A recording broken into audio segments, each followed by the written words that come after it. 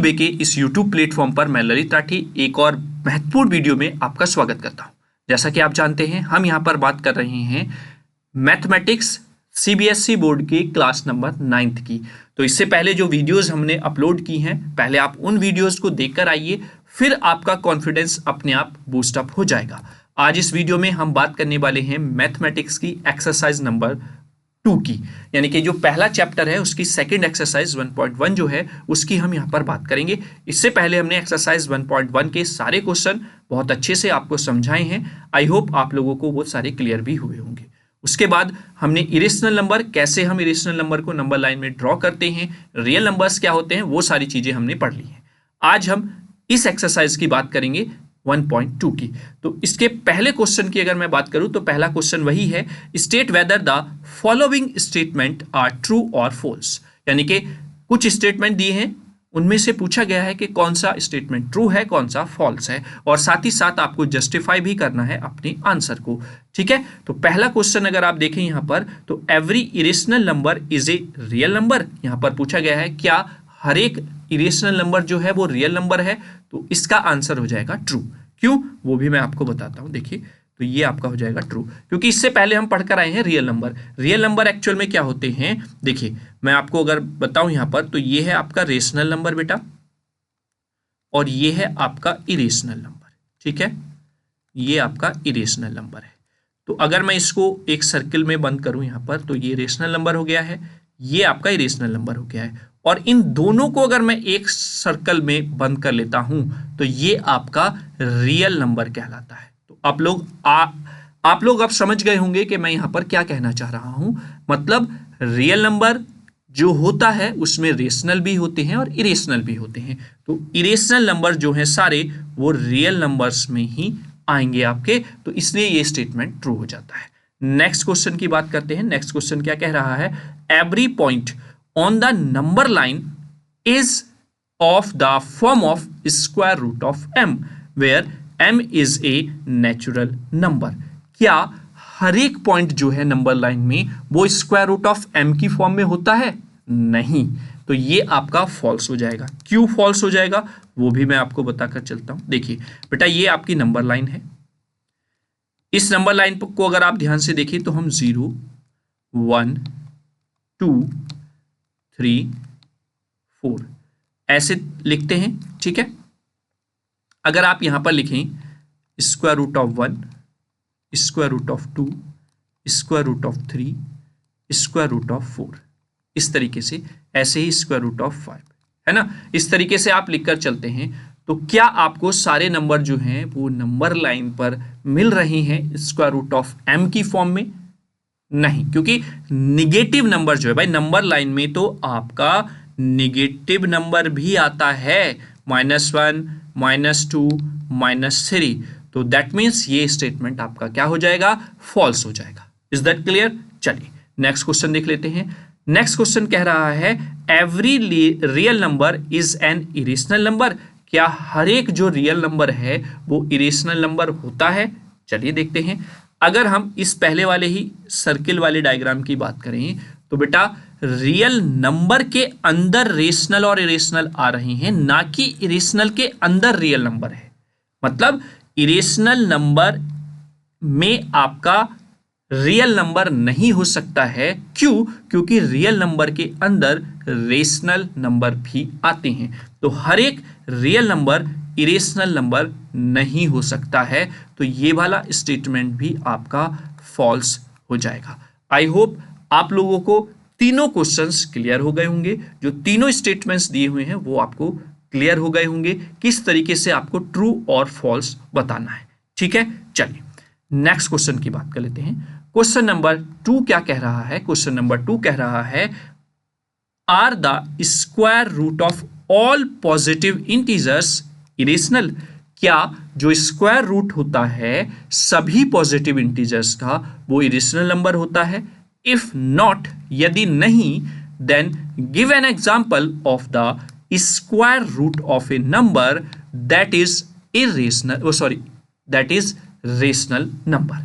देखिए, सबसे पहला जो पार्ट है इस क्वेश्चन का वो ये कह रहा है कि हर एक पॉजिटिव इंटीजर जो होता है वो आपका माना मैंने ये स्क्वायर रूट ऑफ m ले लिया है, यानी कि हर एक पॉजिटिव इंटीजर का स्क्वायर रूट एक इरेशनल नंबर आएगा। वो चलिए हम देख लेते हैं।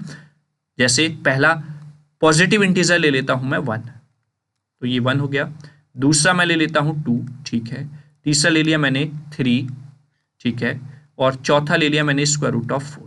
तो सबसे पहले तो स्क्वायर रूट ऑफ 1 का 1 आ जाएगा, स्क्वायर रूट ऑफ 4 का 2 आ जाएगा। तो क्या सारे ये रेशनल नंबर इरेशनल नंबर है? नहीं, ये तो इरेशनल नंबर हैं, लेकिन ये दोनों आपके रेशनल नंबर हो जाते हैं, ठीक है। तो यानी कि स्टेटमेंट क्या हो गया है? फॉल्स हो गया है। दैट मीन्स इसका आंसर हो गया है नो। और उसने पूछा है कि अगर नो है इसका आंसर तो एग्जाम्पल भी दीजिए। तो फॉर एग्जाम्पल हम यहां पर बता देंगे कि स्क्वायर रूट ऑफ 4 जो है वो आपको मिलेगा 2, जो कि एक रेशनल नंबर होता है, ठीक है। यही इसने बोला है कि square root of a number that is a rational number. ये एग्जांपल में आप बताइए, या फिर आप इसकी जगह पर स्क्वायर रूट ऑफ 9 भी लिख सकते हैं, जो कि 3 आपको देगा। वो भी एक क्या है? रेशनल नंबर है, ठीक है। तो ये आपका क्वेश्चन नंबर 2 हो जाता है। नेक्स्ट क्वेश्चन की बात करते हैं। क्वेश्चन नंबर 3 क्या कहता है? क्वेश्चन नंबर 3 कह रहा है कि so how square root of 5 can be represent on the number line.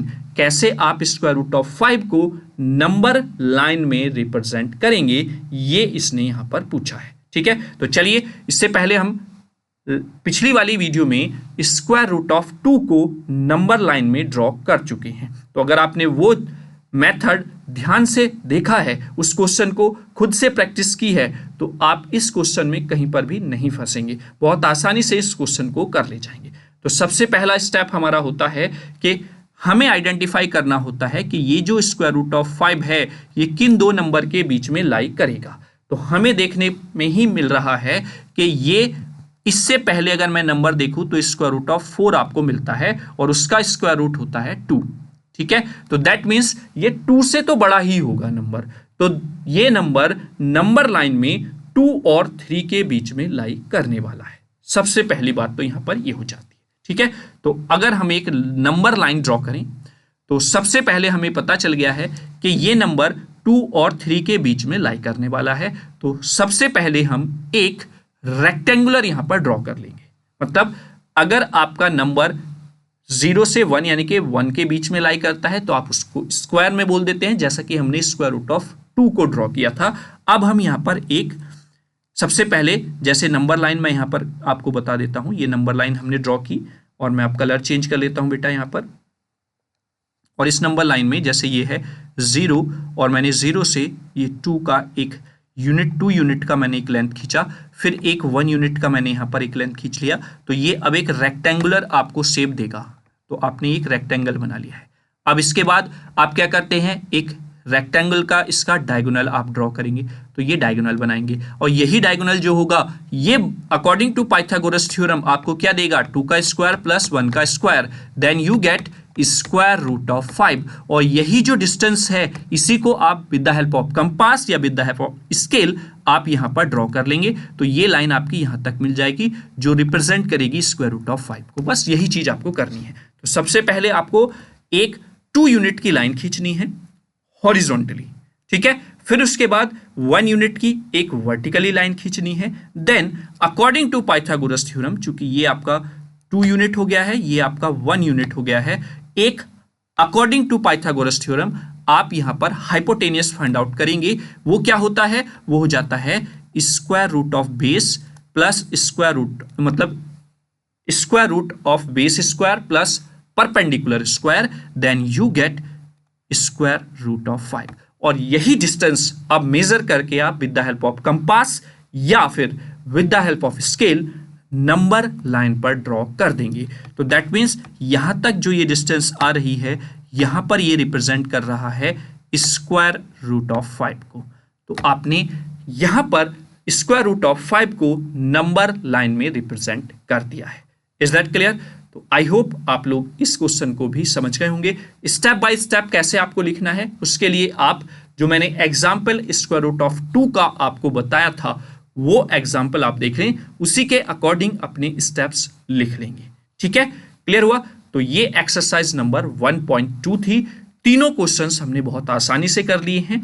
I hope आप लोगों ने भी सारे क्वेश्चंस एंजॉय किए होंगे। ठीक है, तो वीडियो कैसा लगा कमेंट बॉक्स में कमेंट करके जरूर बताएं। चैनल पर पहली बार बच्चों विजिट कर रहे हैं तो चैनल को सब्सक्राइब कर लें, बेल आइकन को प्रेस कर लें ताकि सारी वीडियोस के नोटिफिकेशन समय समय पर आपको मिलते रहें। और पहली बार अगर वीडियो पर आए हैं और वीडियो को शुरुआत में शेयर नहीं किया था तो आप वीडियो को अपने फ्रेंड्स के साथ, अपने क्लासमेट्स के साथ भी शेयर कर दें ताकि सभी बच्चे इस वीडियो का लाभ उठा सके और मैथ जैसे सब्जेक्ट को स्ट्रांग बना सके। ठीक है, तो चलिए बच्चों मिलते हैं नेक्स्ट वीडियो में। तब तक के लिए जय हिंद, जय भारत।